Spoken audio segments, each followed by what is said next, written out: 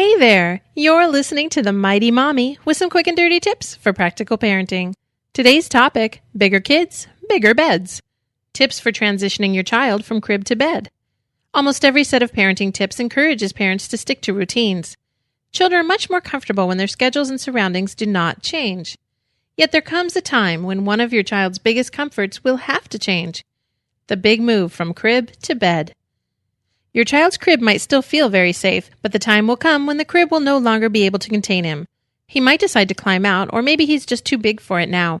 Whatever the reason, it may be difficult to predict how your child will react to this change. He might be excited or happy about it, or he might feel scared. I'd like to share some tips that may help to make the transition a little bit smoother for everyone. Start by preparing your child for the move. Let him know that he's going to be moving to his new bed soon. If you'll be buying a new bed, be sure to bring your child along to help pick it out. Let him pick out some new sheets for his big boy bed. The idea is to get him excited about the move. In the days before the move, you will need to go over the childproofing in the room. Make sure that the outlets are covered and any large furniture is mounted securely to the wall.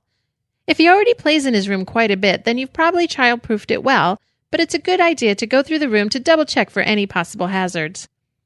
Your child will be getting out of bed on his own now, and he'll need to be able to see where he's going. If the nightlight is dim, you might consider a small lamp to brighten the room a little more. You may also want to invest in a gate. You can put the gate in your child's doorway and let him know that it is there for his safety. This way, his door will remain open, but he won't be entirely free to wander.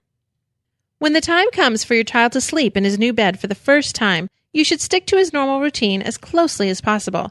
If you always read him stories before bed, continue to do so. Now you can snuggle up on the bed with him during story time. If picking up toys is not already part of your routine, now is a great time to start. Have your child help you put away any toys around the room.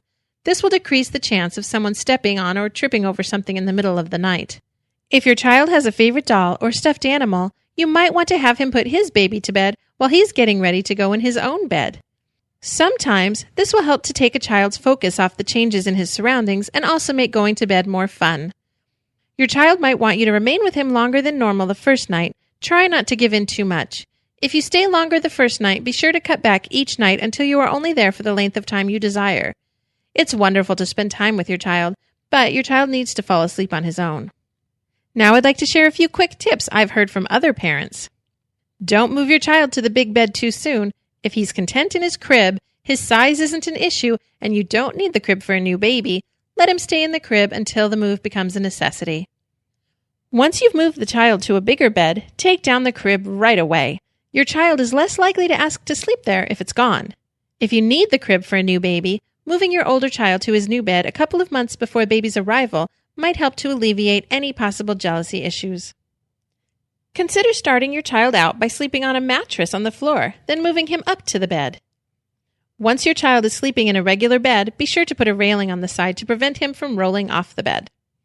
I have one final tip for you before I go.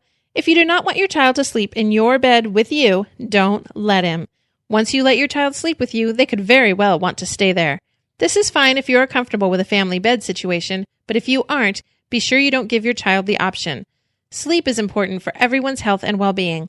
The more comfortable each individual in the home is at night, the better chance you will have of everyone getting a good night's sleep. That's it for now. Hope you enjoyed listening. If you have a question for the Mighty Mommy, or if you'd like to share a wonderful tip of your own, you can email mommy@qdnow.com or leave a voicemail at 206-222-9148. Also, if you enjoy the show, please take a moment to post a review at iTunes. I'd really appreciate it. The Mighty Mommy's Quick and Dirty Tips for Practical Parenting is part of the Quick and Dirty Tips Network at quickanddirtytips.com. This week, Grammar Girl is talking about formatting lists, so be sure to check out her podcast. This is your friend, the Mighty Mommy, wishing you happy and fun parenting.